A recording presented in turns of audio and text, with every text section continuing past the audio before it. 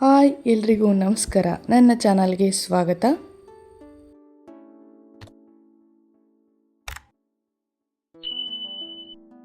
ದಿನ ಬೆಳಗ್ಗೆ ಎದ್ದು ಏನು ತಿಂಡಿ ಮಾಡೋದು ಅಂತ ಯೋಚನೆ ಮಾಡೋಕ್ಕೆ ಹೋಗ್ಬೇಡಿ. ಈ ರೀತಿ ರುಚಿಯಾದ ಟೊಮೆಟೊ ಬಾತ್ ಮಾಡಿ, ಎಲ್ಲರಿಗೂ ಇಷ್ಟ ಆಗುತ್ತೆ. ಹಾಗೆ ಮಕ್ಕಳಿಗೆ ಏನು ಟಿಫನ್ ಬಾಕ್ಸಿಗೆ ಹಾಕಲಿ ಅಂತಲೂ ಯೋಚನೆ ಮಾಡೋಕ್ಕೆ ಹೋಗ್ಬೇಡಿ. ಈ ರೀತಿ ಟೊಮೆಟೊ ಬಾತ್ ಮಾಡಿ ಹಾಕಿ ಬಾಕ್ಸ್ ಫುಲ್ಲು ಖಾಲಿ ಮಾಡ್ಕೊಂಡು ಬರ್ತಾರೆ. ತುಂಬ ರುಚಿಯಾಗಿ ಹಾಗೆ ತುಂಬ ಸುಲಭ ವಿಧಾನದಲ್ಲಿ ಯಾವ ರೀತಿ ಟೊಮೆಟೊ ಬಾತ್ ಮಾಡೋದು ಅಂತ ನಾನು ನಿಮಗೆ ಈ ವಿಡಿಯೋದಲ್ಲಿ ತೋರಿಸ್ತೀನಿ. ಇದನ್ನು ನನ್ನ ಶೈಲಿಯಲ್ಲಿ ಮಾಡ್ತಾಯಿದ್ದೀನಿ. ಈ ರೀತಿಯಾಗಿ ಟೊಮೆಟೊ ಬಾತ್ನ ಯಾವ ಥರ ಮಾಡೋದು ಅಂತ ಹೇಳ್ತೀನಿ. ಹಾಗೆ ಎಲ್ಲೂ ಸ್ಕಿಪ್ ಮಾಡದೆ ಕೊನೆವರೆಗೂ ಈ ವಿಡಿಯೋನ ನೋಡಿ. ಹಾಗೆ ಯಾರೆಲ್ಲ ಈ ವಿಡಿಯೋನ ನೋಡ್ತಾ ಇದ್ದೀರಾ, ಇಷ್ಟ ಆದರೆ ಲೈಕ್ ಮಾಡಿ, ಕಮೆಂಟ್ ಮಾಡಿ, ಶೇರ್ ಮಾಡಿ, ಹಾಗೆ ಸಬ್ಸ್ಕ್ರೈಬ್ ಮಾಡಿ, ಪಕ್ಕದಲ್ಲಿರೋ ಬೆಲ್ ಐಕನ್ನ ಕೂಡ ಕ್ಲಿಕ್ ಮಾಡಿ. ಹಾಗಾದರೆ ಯಾವ ಥರ ಟೊಮೆಟೊ ಬಾತ್ ಮಾಡೋದು ಅಂತ ನೋಡೋಣ ಬನ್ನಿ. ಮೊದಲನೇದಾಗಿ ಒಂದು ಜಾರನ್ನ ತೊಗೊಂಡಿದ್ದೀನಿ. ಅದಕ್ಕೆ ಮೀಡಿಯಮ್ ಸೈಜ್ ಕಪ್ಪಲ್ಲಿ ಒಂದು ಸ್ವಲ್ಪ ಕಾಯಿ ಪೀಸ್ ತೊಗೊಂಡಿದ್ದೀನಿ. ನಂತರ ಒಂದು ದೊಡ್ಡ ಸೈಜ್ ಈರುಳ್ಳಿನ ಕಟ್ ಮಾಡಿ ಹಾಕ್ಕೊಳ್ತಾ ಇದ್ದೀನಿ. ಹಾಗೆ 2 ಪೀಸ್ ಚಕ್ಕೆ, ಒಂದು 4 ಪೀಸ್ ಲವಂಗ ಹಾಕ್ಕೊಳ್ತಾ ಇದ್ದೀನಿ. ನಂತರ 3 ಪೀಸ್ ಶುಂಠಿನ ಹಾಕ್ಕೊಳ್ತಾ ಇದ್ದೀನಿ. ಹಾಗೆ 2 ಬೆಳ್ಳುಳ್ಳಿನ ಸಿಪ್ಪೆ ಬಿಡಿಸಿ ಅದನ್ನು ಕೂಡ ಹಾಕ್ಕೊಳ್ತಾ ಇದ್ದೀನಿ. ಹಾಗೆ 2 ಮೀಡಿಯಮ್ ಸೈಜ್ ಟೊಮೆಟೊನು ಹಾಕ್ಕೊಳ್ತಾ ಇದ್ದೀನಿ. ನಂತರ 1 ಸ್ಪೂನಷ್ಟು ಸೋಂಪು ಕಾಳು ಹಾಕ್ಕೊಳ್ತಾ ಇದ್ದೀನಿ. ಈಗ ಇದಕ್ಕೆ ಒಂದು 1/4 ಗ್ಲಾಸಷ್ಟು ನೀರನ್ನ ಹಾಕ್ಕೊಂಡು ಇದನ್ನು ನಾನು ಪೇಸ್ಟ್ನ ಮಾಡ್ಕೊಳ್ತಾ ಇದ್ದೀನಿ.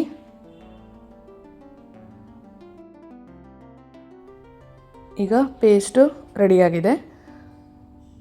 ಈಗ ನೆಕ್ಸ್ಟು ಒಗ್ಗರಣೆ ಹಾಕ್ಕೊಳ್ಳೋಣ. ಈಗ ನಾನು ಕುಕ್ಕರ್ನ ತೊಗೊಂಡಿದ್ದೀನಿ. ಅದಕ್ಕೆ ಒಂದು 3 ಟೇಬಲ್ ಸ್ಪೂನಷ್ಟು ಎಣ್ಣೆನ ಹಾಕ್ಕೊಳ್ತಾ ಇದ್ದೀನಿ. ನಂತರ ಪಲಾವ್ ಐಟಮ್ನ ಹಾಕ್ಕೊಳ್ತಾ ಇದ್ದೀನಿ.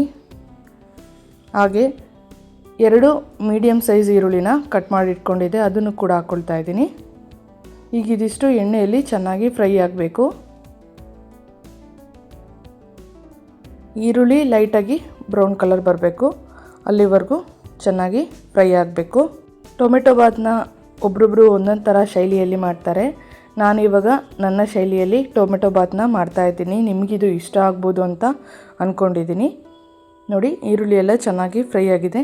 ನಾನಿಲ್ಲಿ ಅರ್ಧ ಕಪ್ಪಷ್ಟು ಬಟಾಣಿನ ಹಾಕ್ಕೊಳ್ತಾ ಇದ್ದೀನಿ. ನಾನು ರಾತ್ರಿಯೇ ಬಟಾಣಿನ ನೆನೆಸಿಟ್ಟಿದ್ದೆ. ಈಗ ಬಟಾಣಿ ಹಾಕ್ಕೊಳ್ತಾ ಇದ್ದೀನಿ. ಬಟಾಣಿ ಹಾಕೋದ್ರಿಂದ ಟೇಸ್ಟ್ ಕೂಡ ಚೆನ್ನಾಗಿರುತ್ತೆ. ನೀವು ಬಟಾಣಿ ಬೇಡ ಅಂದರೆ ಕೂಡ ಸ್ಕಿಪ್ ಮಾಡ್ಬೋದು. ಈಗ ಇದಿಷ್ಟು ನಾವು ಎಣ್ಣೆಯಲ್ಲೇ ಫ್ರೈ ಮಾಡ್ಕೊಳ್ತಾ ಇದ್ದೀನಿ. ಬಟಾಣಿನ ಈ ರೀತಿ ಎಣ್ಣೆಯಲ್ಲೇ ಹಾಕ್ಕೊಂಡು ಫ್ರೈ ಮಾಡೋದ್ರಿಂದ ಬೇಗ ಬೇಯುತ್ತೆ. ನೋಡಿ, ಚೆನ್ನಾಗಿ ಫ್ರೈ ಆಗ್ತಾ ಇದೆ.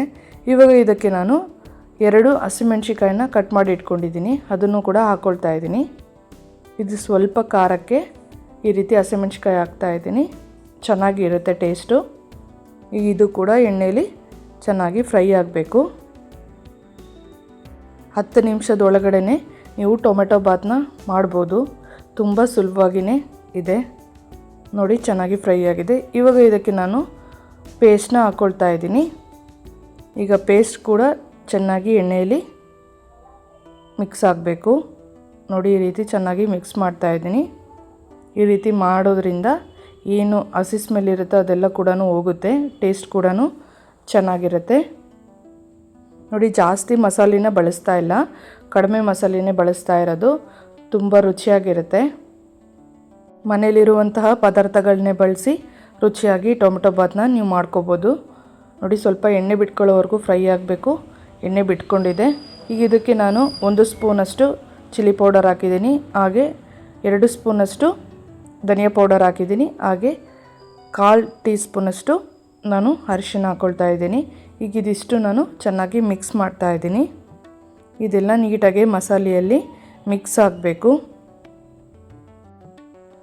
ಇವಾಗ ಮತ್ತೆ ಸ್ವಲ್ಪ ಎಣ್ಣೆ ಬಿಡ್ಕೊಳ್ಬೇಕು, ಅಲ್ಲಿವರೆಗೂ ಚೆನ್ನಾಗಿ ಫ್ರೈ ಆಗಬೇಕು. ಆ ರೀತಿ ಎಣ್ಣೆ ಬಿಡೋದ್ರಿಂದ ಸ್ಮೆಲ್ಲೆಲ್ಲ ಹೋಗಿರುತ್ತೆ, ಚೆನ್ನಾಗಿರುತ್ತೆ. ಯಾಕೆಂದರೆ ಎಲ್ಲ ಥರದ ಪೌಡರ್ನ ಹಾಕಿದ್ದೀವಿ. ಇವಾಗ ಎಣ್ಣೆ ಒಂದು ರೌಂಡ್ ಬಿಟ್ಕೊಳ್ತು ಅಂದರೆ ಅಲ್ಲಿಗೆ ರೆಡಿಯಾಗಿದೆ ಅಂತಲೇ ಅರ್ಥ. ನೋಡಿ, ಎಣ್ಣೆ ಎಲ್ಲ ಚೆನ್ನಾಗಿ ಬಿಟ್ಕೊಂಡಿದೆ.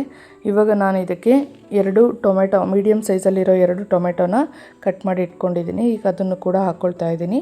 ಈ ರೀತಿ ಎಲ್ಲ ಮಸಾಲೆ ರೆಡಿ ಆದಮೇಲೆ ಟೊಮೆಟೊ ಹಾಕೋದ್ರಿಂದ ಟೊಮೆಟೊಗೆಲ್ಲ ನೀಟಾಗಿ ಮಸಾಲೆ ಅಂಟ್ಕೊಂಡಿರುತ್ತೆ. ಆವಾಗ ತಿನ್ನುವಾಗ ಕೂಡ ತುಂಬ ರುಚಿಯಾಗಿ ಅನಿಸುತ್ತೆ. ಹಾಗಾಗಿ ಈ ರೀತಿ ಲಾಸ್ಟಲ್ಲಿ ನಾನು ಟೊಮೆಟೊನ ಹಾಕ್ಕೊಳ್ತಾ ಇದ್ದೀನಿ.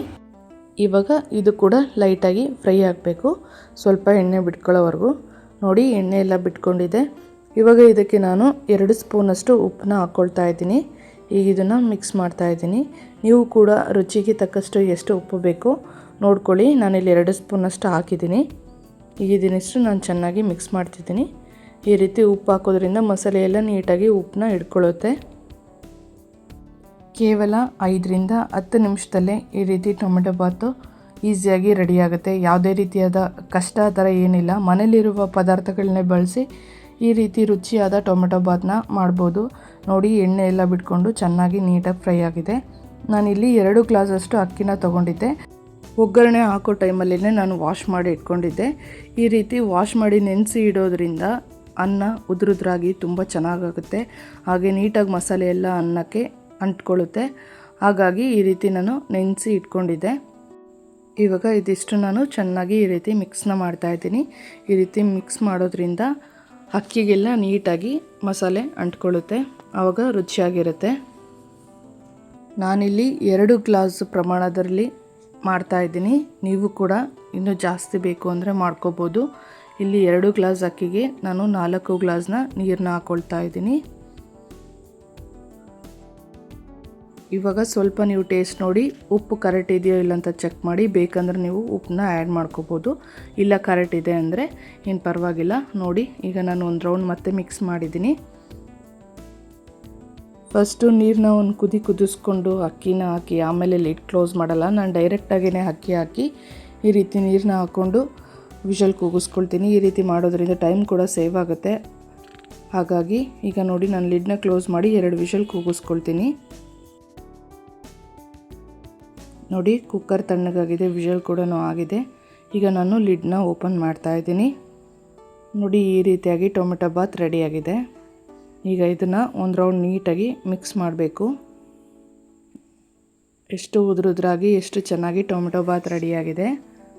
ನೀವು ಕೂಡ ಟ್ರೈ ಮಾಡಿ, ತುಂಬ ಅಂದರೆ ತುಂಬ ಚೆನ್ನಾಗಿರುತ್ತೆ. ಹೆಚ್ಚಾಗಿ ಮಸಾಲೆನ ಬಳಸದೆ ಎಷ್ಟು ಬೇಕೋ ಅಷ್ಟು ಮಸಾಲೆನ ಬಳಸ್ಕೊಂಡು ಈ ರೀತಿ ಟೊಮೆಟೊ ಬಾತ್ ಮಾಡಿದ್ರೆ ತುಂಬ ಚೆನ್ನಾಗಿರುತ್ತೆ. ನಿಮಗೂ ಕೂಡ ಇಷ್ಟ ಆಗುತ್ತೆ, ಮಕ್ಳಿಗೂ ಕೂಡ ಇಷ್ಟ ಆಗುತ್ತೆ. ನೀವು ಟ್ರೈ ಮಾಡಿ, ಮರಿಬೇಡಿ. ಉದುರುದ್ರಾದ ಟೊಮೆಟೊ ಬಾತ್ ಯಾವ ರೀತಿ ಮಾಡೋದು, ಸುಲಭವಾಗಿ ಯಾವ ರೀತಿ ಮಾಡ್ಬೋದು ಅಂತ ತೋರಿಸಿದ್ದೀನಿ. ನೋಡಿದ್ರಲ್ಲ. ಈ ವಿಡಿಯೋ ನಿಮಗೆ ಇಷ್ಟ ಆದರೆ ಲೈಕ್ ಮಾಡಿ, ಕಮೆಂಟ್ ಮಾಡಿ, ಶೇರ್ ಮಾಡಿ, ಹಾಗೆ ಸಬ್ಸ್ಕ್ರೈಬ್ ಮಾಡಿ. ಪಕ್ಕದಲ್ಲಿರೋ ಬೆಲ್ ಐಕನ್ನ ಕ್ಲಿಕ್ ಮಾಡಿ. ನೀವು ಕ್ಲಿಕ್ ಮಾಡಿದಾಗ ನನ್ನ ಒಂದು ಕುಕ್ಕಿಂಗ್ ವಿಡಿಯೋನ ಅಪ್ಲೋಡ್ ಮಾಡಿದಾಗ ಫಸ್ಟು ನೋಟಿಫಿಕೇಷನ್ ನಿಮಗೆ ಬರುತ್ತೆ. ಇದೇ ರೀತಿಯಾಗಿ ನನ್ನ ಚಾನಲ್ನ ಸಪೋರ್ಟ್ ಮಾಡ್ತಾಯಿರಿ. ನನಗೂ ಕೂಡ ಇನ್ನೂ ಹೊಸ ರೆಸಿಪಿನ ಅಪ್ಲೋಡ್ ಮಾಡಬೇಕು ಅನ್ನೋ ಒಂದು ಉತ್ಸಾಹ ಇರುತ್ತೆ. ನಿಮ್ಮ ಒಂದು ಲೈಕ್, ಸಬ್ಸ್ಕ್ರೈಬು, ಕಮೆಂಟ್ಸೇ ನಮಗೆ ಒಂದು ನೆಕ್ಸ್ಟ್ ಅಪ್ಲೋಡ್ ಮಾಡೋಕ್ಕೆ ಒಂದು ಎನರ್ಜಿ ಸಿಗುತ್ತೆ ಅಂತಲೇ ಹೇಳ್ಬೋದು. ಸೊ ಹಾಗಾಗಿ ನನ್ನ ಚಾನಲ್ನಲ್ಲಿ ನಾನು ತುಂಬ ಸುಲಭವಾಗಿ ಮನೇಲಿರುವ ಪದಾರ್ಥಗಳನ್ನೇ ಬಳಸಿ ಯಾವ ರೀತಿ ಹೊಸ ಥರ ರೆಸಿಪಿಗಳನ್ನ ಟ್ರೈ ಮಾಡ್ಬೋದು ಅಂತ ತೋರಿಸಿದ್ದೀನಿ. ನೀವು ಕೂಡ ಹೋಗಿ ನೋಡಿ, ನಿಮಗೂ ಕೂಡ ಇಷ್ಟ ಆಗುತ್ತೆ. ಹಾಗಾದರೆ ನೆಕ್ಸ್ಟ್ ರೆಸಿಪಿಯೊಂದಿಗೆ ನೆಕ್ಸ್ಟ್ ವಿಡಿಯೋದಲ್ಲಿ ನಾನು ನಿಮಗೆ ಸಿಗ್ತೀನಿ. Thank you.